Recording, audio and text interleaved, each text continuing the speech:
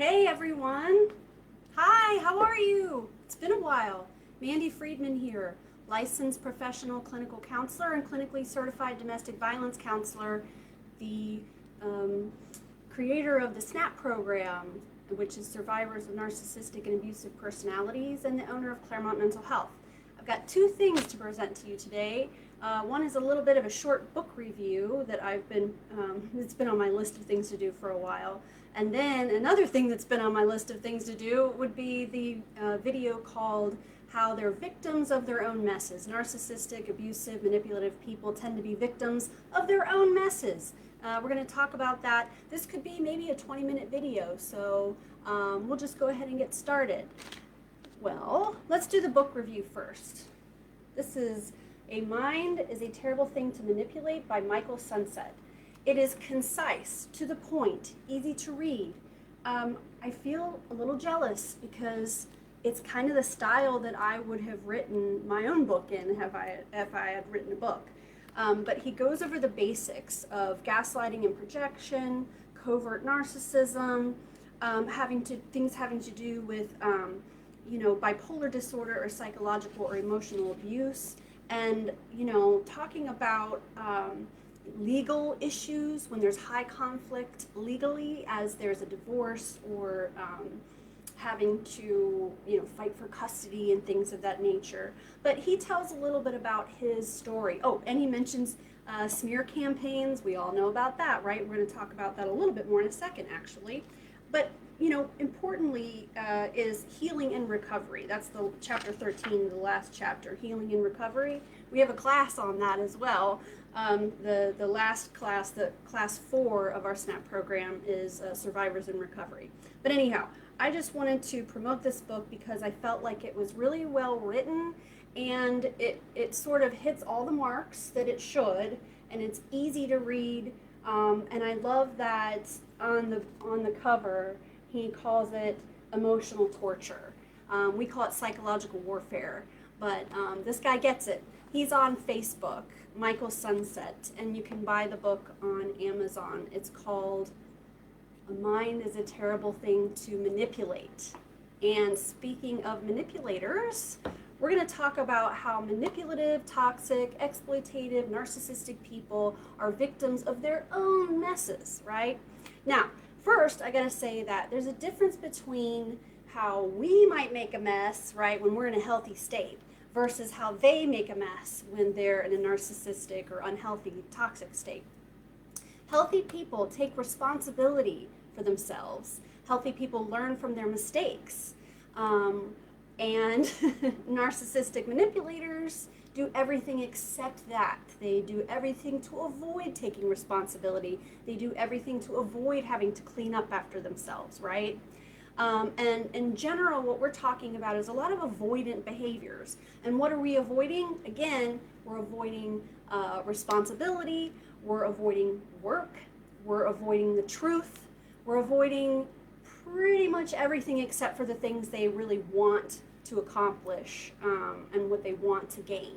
If they don't like it, they're not going to do it. So they're going to do things that create consequences, but they're going to take those consequences and they're going to craft it carefully into a victim narrative, right? Okay, so let's start with what are the things that they're avoiding, which I just mentioned. Responsibility. They will also avoid clear communication. They like that cryptic, coded way of communication where you have to seek clarity and ask for them to, could you reword that? I don't quite understand what you meant. So they avoid communication in general. There's ghosting going on, or they'll be strategic in their communication so that there is no clarity. That's one of the things that we talk about, that you won't get clarity, you won't get justice either. There will be no shared understanding, there will be no closure, right? They avoid all of those things. They like things to be chaotic, dysfunctional, confusing, and that helps them with those smoke and mirrors tactics, so they can sort of blend in and their mistakes and their intentions can be hidden under all of the mess. Okay, another way that they create messes would be in lifestyle choices. So who they're dating, They'll have a parasitic living situation possibly. So we'll have a full-grown, able-bodied person who has a good job even, that could afford to live on their own, but they'll be mooching off of or leeching off of family members or something like that, living in a basement, while also having children that come over on the weekends to hang out in the basement instead of just getting your own apartment, sort of thing, right? So lifestyle choices is something else we're going to talk about in a second. So how their avoidant behaviors include, lifestyle choices include geographic locations as well. So if you know narcissists, boy, they sure do like to move around a lot. And you'll hear stories of, well, I took a great job in California and the kids are just going to come out and see me once a month on a weekend. Like, okay. So someone who moves around a lot, somebody who tries that geographical cure from time to time. So that's a lifestyle choice when you decide to up and move and leave your kids and then make it difficult for everyone because you chose to move far away. Because you ran out of people, ran out of options, you have run everyone else out of patience around you, right? So they run out of resources, they get bored, and they'll up and move, and then they'll have all brand new targets, and they can start with a whole new persona. So when you decide to do that, right, that creates a mess for everyone. But then they'll get to that new location and be like, oh, I never see my kids because my ex keeps them from me. And so there's a sob story there. I had to move because I couldn't find good work, and that's true, I don't get to see my children now, but hey, you got to move where the money is, right? Okay. So there's also partying and like that nightlife lifestyle that they like if they're super extroverted. So there's a lot of going out and spending money and drinking and drugging and partying and hanging out and going to after party type stuff. And that's a lifestyle choice that people make. And then, of course, who the person is dating. I mentioned that a second ago. When we decide to date someone who brings nothing but conflict into the scenario, sometimes they'll do that purposefully. It's like, ooh, look who I'm bringing. So they'll triangulate and bring someone else in that they're dating that just makes everything somehow that much more complicated or worse. Okay, another way that they create messes would be with their martyrdom. Okay, so they'll come to you with a story of martyrdom, and the martyrdom will include, the ways that they have lost their kids, or the kids don't like them anymore because there is some parental alienation going on. So they'll claim that the ex has alienated them from the parent or from their children. And really what's going on there a lot of times, right, is that they have ignored boundaries, they have ignored court mandates, they have not developed healthy relationships with their children. The children are smart enough to know that, and they don't want to see them anymore, or they don't want to see them as much. And then they'll tell a tale of how their ex is alienating them from their parent, but actually if you know the story is that when they were married, the person was never around, was never present for important things with the kids, never bothered to develop true relationships with them.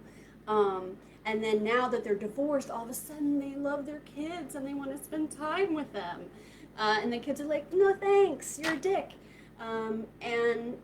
But anyway, so they'll come and they'll present this story of how, their crazy ex has turned the kids and poisoned them against them.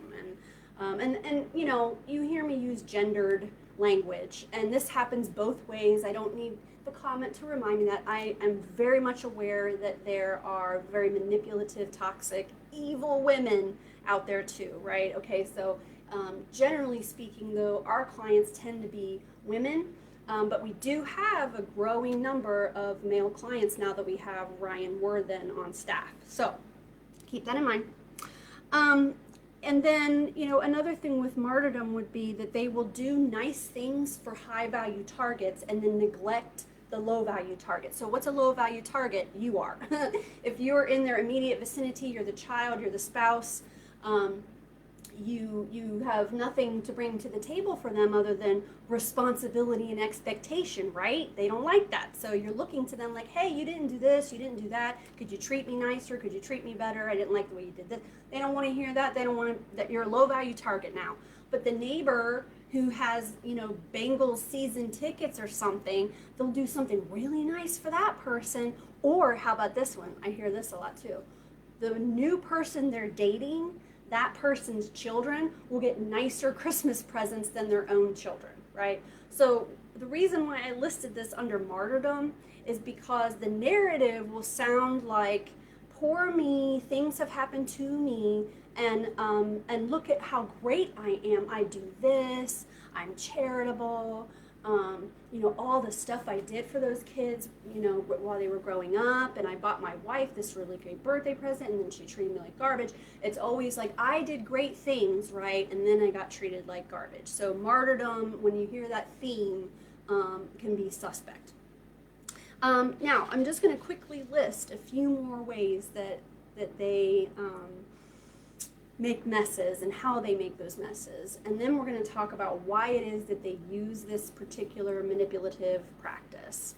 And some of these are funny because I actually have stories in my head from my clients with examples of these things.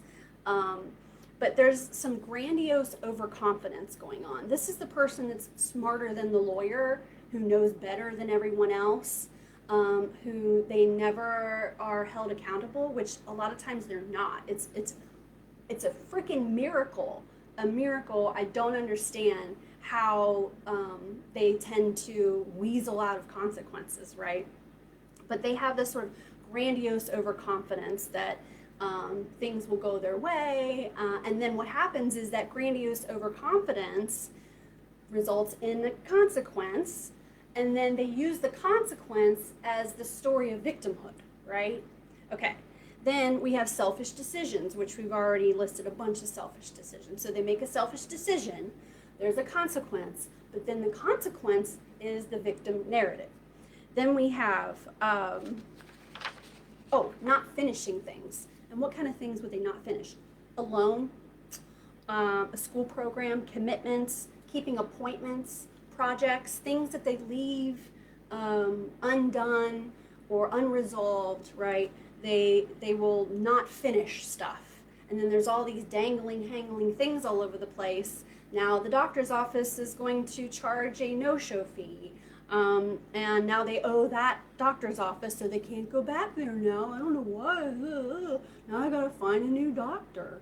No, you missed your appointment, you no-showed, and that's their policy. Right, it's a consequence, right? You're just like everyone else. But they can't follow the rules, right? That's really what it comes down to, is because they're uniquely special, right? They're so special and unique that rules don't apply to them. And that's in the DSM in terms of diagnostic criteria for antisocial personality disorder, is that the rules and laws don't apply to them. And we're seeing a lot of this right now, aren't we? I was just out running an errand today, looking around at how many people can't follow rules because they're somehow unique or special, I guess. I don't know. A little narrative there of my own. And here's a good one. Here's a really good one, is that they will decide not to take advice, criticisms, or suggestions from people. Yeah, ask someone who's an expert, perhaps, instead of thinking you're an expert when you have zero training or education on a topic. Ask someone who knows. Or how about, instead of just dumping your narrative on people, listen to what they have to say about it. Maybe they have a good idea of something that you could do to make things better, but they never take your suggestion. So this person comes with a sob story and blah, I don't know what I'm gonna do, man. I don't know, man. And then, you might say, well, maybe you write your kids a letter and tell them how you feel and that you love them very much. He'll never write that letter. Oh yeah, that's a good idea. He'll never do it. He'll never do it. So then the boss says, I'd appreciate it if you could dress a little nicer and show up on time. Right? Now they're being persecuted. Oh, he picks on me. He picks on me. He's a victim. No, just stop dressing like a slob, and show up on time like regular people have to do, because you're just a regular person like everyone else. Then they get written up at work, or they get suspended, or they get fired, and it's because the boss had it in for them, or there was a miscommunication, or this is a great one. I have no idea why I was fired. I don't know why I was fired. I have no idea. Okay. So, yeah, can't follow the rules, can't take suggestions or advice, and then there's some substance issues too in here sometimes, where someone has consequences because of their drinking and drugging, and they don't mention that part. They don't mention that they don't drive because they don't have a license now. They'll say that they don't drive because the ex-wife took their car and they can't afford it to replace it right now, and their boss has it in for them, so they don't have a job. And this other place they owe money to because there was a mix-up, and so I don't know why these bad things keep happening to me. Anyhow, now, why is it that they do these things? And I think it's pretty obvious, but we might as well just go ahead and say why. And one is to gain sympathy, because if you feel sorry for them, then you're more pliable and you're more easily manipulated, because you have this sort of idea that they could use your help, right? So you will offer support, you'll offer an ear. So when you're sympathizing and they gain your sympathy, remember, narcissists thrive on attention and emotion. So they have your attention and you feel really bad for them. They love that. They love it, especially if it's a man and you're a woman and you feel bad for him. Oh, that poor guy. Gosh, he is such a nice guy. It's just too bad. He doesn't deserve that, man. Yeah. Yeah, but actually he created his own mess, right? Okay. And then they want to control the narrative, right? Remember smear campaigns? They're going to go around and make sure, they're going to triangulate, make sure this is what really happened. They're going to tell you this, but this is what happened. They need to control the narrative. That's a big thing for them. They're crafty about that. Controlling the narrative is pretty much everything, because the narrative is their reality. Let me say that again. The narrative is their reality. That means that reality is malleable, reality is plastic and workable. As things happen in real life, they then shape it and craft it and twist it into a narrative, which then becomes their reality. Okay. And then also it will help them gain resources, so people will offer support. And so that could be resources like a place to live, or someone paying the bills, or gifts, or financial help, but other things as well. Then, of course, attention, which I mentioned a second ago. They love to be the center of attention, and they want your attention especially. But really, really, when it comes down to it, the reason that they're doing this is to avoid consequences, and then to be able to gaslight basically everyone that none of this happened. It's like there's a man behind the curtain, look over here, don't look over there, look over here. No, don't look at the man behind the curtain. This is what's going on, right? So it's smoke and mirror tactics, so that they can just pretend like none of it exists, that none of it even happened, that they had nothing to do with it, right? And wipe the slate clean. And furthermore, now they have you that feels bad for them. Okay, I think I covered this. It wasn't exactly graceful the way that I did it, but I'm out of practice. So, like I've been saying, maybe I'll do more. We'll see. Maybe I'll even do another one today. All right. I hope everybody enjoyed this, and I hope you learned something, and we will see you next time.